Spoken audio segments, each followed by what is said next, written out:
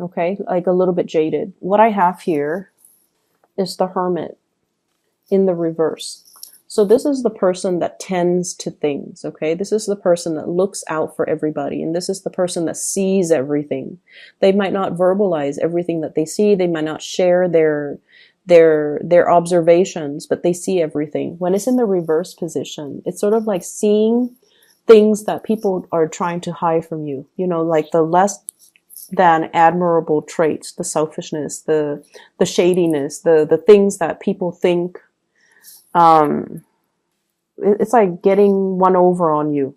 You see it all, and you don't call people out on it because you're not a confrontational person. And I also feel like you're not a confrontational sign, but I also feel like you do believe in this sense of divine justice, you know, that if they're going to be like that, one day they're going to get what's coming to them. And so you kind of leave it alone.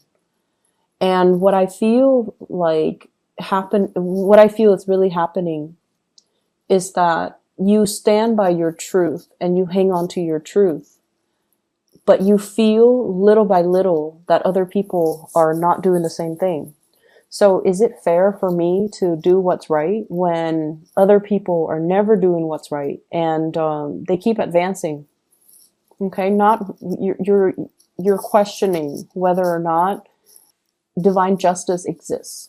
You're questioning whether or not people will get what's due to them, and you're questioning whether or not there is somebody watching out and keeping score and is going to try to rectify the situation. So like, is there a higher power out there that is going to, you know, dish out justice in the end? At the end of our lives, you know, are these people going to get away with their actions? At the end of our lives, you know, will there be some type of a recognition for the things that other people have done, for the things that I have done? So I feel like there's some big questions that you're asking yourself, that you're encountering. And it just feels to me as if your faith in people has been a little bit shaken. Okay. Once again, I'm seeing like, you know, it's exhausting being on a Virgo. It's exhausting mainly because you see everything and you do everything. And people take you for granted. They take advantage of the situation. They take you for granted, knowing that you're always there, that you never shy from hard work. You never shy away from hard work. You also never mind getting your hands dirty. You do what needs to be done. So it can be very exhausting, and it can feel a little bit lonely being a Virgo. You do a lot for other people, and yet the other people are the ones in the limelight, are the ones getting the recognition. This is the week where you are going to get the recognition that you deserve. Okay, this is the week where I feel like people will start to thank you, will start to see, will start to match your contributions. Okay, so there will be some events happening for this week where you're going to be in the limelight, and you don't crave the attention in the limelight just for, you know, the fame and fortune. I feel like you want to set an example. And I also feel like people are coming to that sense of awareness where they know you're not doing this just to get into the limelight. You're doing this because it needs to be done, because it's the right thing, and because this is what we're supposed to be doing, because it's why we're here. We don't want to tend to a dead garden. We don't want our plants to die, right? So we have to rearrange. We have to shuffle around. Yes, it is a lot of hard work. Nobody wants to do it, but it needs to be done. And that is how we should treat an entire situation. Do what needs to be done. Okay, rather than keeping scores about who's doing what and who's putting in, you know, who's putting in the effort. So I feel in a way it's like if you were dealing with other Virgos, you don't need to keep scores. But if you're dealing with other signs, it just feels like one person steps up and then the other person's all like, oh, you're doing the work, now I don't have to. So it's like it doesn't absolve the other person from doing the work as well. And it can feel very, very frustrating, right? Like reasoning or rationalizing that with another person so that they understand where you're coming from. Um, we do have a lot of recognition coming through in this spread. Okay, so your actions, your contributions are not going unnoticed.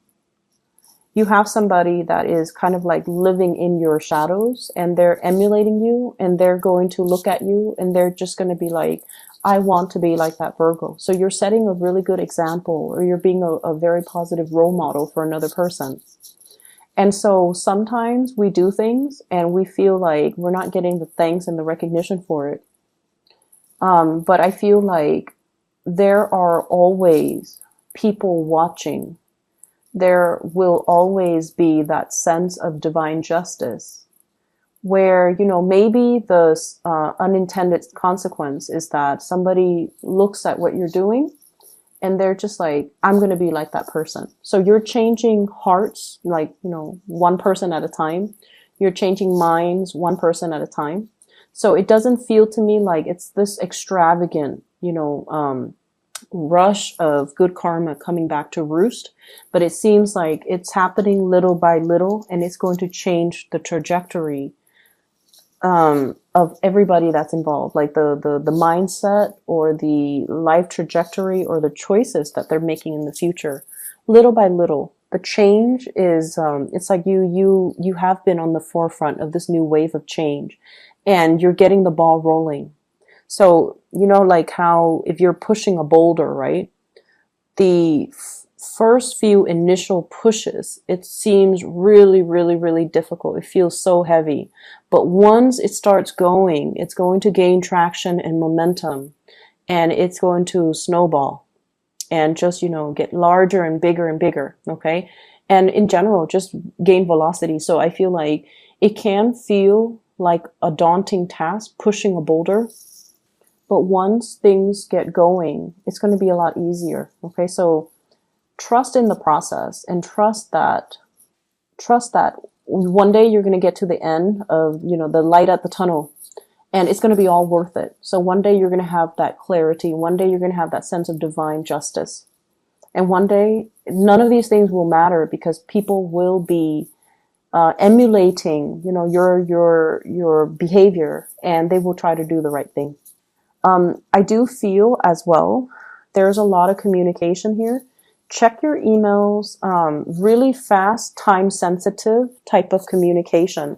You guys are really good timekeepers, and you're very good about, you know, marking your calendars, keeping track of start dates and due dates and end dates. But I feel like something's in the works that you have to respond to. And I feel like some of them could be like invitation. And, you know, somebody is just like all of a sudden thinking about you. They shoot you an email and they're like, do you want to go to this party, you know, tomorrow or tonight? So I feel like last minute communication for opportunities for fun, for excitement, for going out, for socializing, for reconnecting with people that you've been longing to hear from, but they're very time sensitive. Okay. So these are like unexpected communication coming through from people, and it's very fast. And, you know, there's like a short window of opportunity for you to respond. So check your emails, check your messages, make sure that if it takes, my rule of thumb when it comes to emails or communication in general, if it takes me less than 30 seconds to respond, I try to respond right then and there. If it takes me longer than a minute, then I, you know, don't respond to it until I have time. So that is something that I feel like, you know, you want to have a system to organize like what is worth responding to. And rather than just, you know,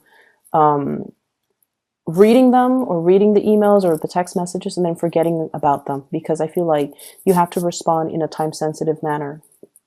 I'm also seeing as well, for those who are single, there has been a past relationship you have left behind as well. And I feel like, you know, you're coming into a space where career is going really, really well. Like you don't have financial issues that I'm seeing in this spread. You don't have financial concerns. I see some of you are changing up your wardrobe, like getting things that are custom made, like getting suits, getting dresses, getting things that are made specifically for your body type, for your taste, or for your standards. Okay, like spending or having the disposable income in order to get like custom made clothes. That's saying a lot. And I feel like some of you are losing weight. You're taking your clothes in. Some of you are, I feel like, I don't see weight gain so much, but I feel like maybe you're going to the gym and so you're like filling out in all the right places. And so you're getting clothes that are a little bit more form fitting. Okay, to, you know, accentuates your best assets. So I definitely see a lot of new clothes, a lot of like reinventing yourself, getting haircut, getting hairdos, getting like a new color, hair color, changing just the way that you look. And maybe I see like you're doing this because you are putting yourself out there in the dating world, or you have recently landed a job where you're very visible in the public eye, so you have to look a certain way. So either way, it looks really good. Okay, so you're splurging, you have the disposable income to do so, and I feel like it's looking really good. I'm also sensing as well, we have here the sun in the reverse position, and the sun it seems to me like shying away from the spotlight, feeling a little bit like self-conscious as well, you know, not feeling completely confident, not feeling at our best, and not wanting to be on center stage. Like if you have to do presentations, if you have to give a speech, if you have to do something where you're in the public eye, I feel like you can appear a little bit stiff and a little bit just kind of robotic.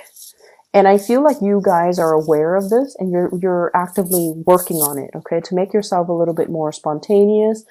Like if you're in front of a crowd giving a speech, you want to know, like, what do I do with my hands? I don't want to just, you know, have my hands down by my side. It looks awkward. So you're looking at yourself in the mirror and you're rehearsing things and you're trying to find ways to act natural. So yeah, you guys are trying to find ways to look natural, appear natural, or act natural. And it's gonna come. Rehearse it enough. Don't take things so seriously, okay? Just ease up a little bit. And I don't know how else to explain it, but I feel like, you know, repetition, rehearsing things will make the situation a lot better, will make it flow a lot better, and will make it appear a lot more natural. You guys are natural orators. Like you speak really well, and when you speak, you guys are experts in your field. So you don't, you know, go around and blab about things that you don't know anything about. Like you're actually very cautious about sending out the right information. You're cautious about how you come across. You're cautious about how you speak. And you want to make sure that you have all the information before you open your mouth. And I feel like a lot of the times, you don't appear confident enough. And so rehearsing things and, you know, letting things flow naturally. Don't rehearse it word for word. Group them into cause and effect. Group them into, you know, chronological order. So as long as you have an understanding of what comes first, what comes second, what comes third, then you would already know how to logically arrange and recall the information so that you don't have to, you know, remember or memorize something verbatim. So that process is going to help, okay? I feel here, let me see. I see a fire sign, so a Sagittarius, an Aries, or a Leo. This is somebody that could be a family member, could be a lover, could be an ex, okay? But I feel like they're kind of careless. They have the best intentions in the world, okay? They have the best intentions in the world, but they're kind of careless. I see somebody who's very clumsy, and they might fall, they might trip, they might injure themselves. I'm seeing like scraping their knees, bumping their like snubbing their toes. So they're very, very careless. And I feel like they're going to be around your space, or there's going to be a lot of interaction with this person, and they're quite comical. They're very careless. And I feel like Their communication is very clumsy. You're going to be getting a lot of communication from this person. I'm also seeing an air sign. So this is an Aquarius, a Gemini, or a Libra. And this is somebody that they're very, very, very intelligent. But I also feel like they're definitely emotionally kind of stunted, emotionally unaware. They're a little bit emotionally underdeveloped or unaware, so they're not really conscious about how they come across to other people. They seem to me to be a little bit harsh, and I feel like there's a lot of communication between you and this person, and they're coming to you and they're asking you, hey, what's wrong with the way that I talk? Is there anything wrong with the way that I appear? Like they're asking you about, they're asking for you for your opinions about them, because they're facing a situation where they're not able to either make friends, or they're not able to maintain relationships, or they're not able to work with other people. That's what I'm sensing. So I feel like you're in a position where you're kind of shedding light on a situation, hence, moving that flower pot into the sun. You're shedding light into the situation. You're able to give advice, or you're able to shed light into for a person. You're able to shine a light for a person regarding a situation or a problem that they've had.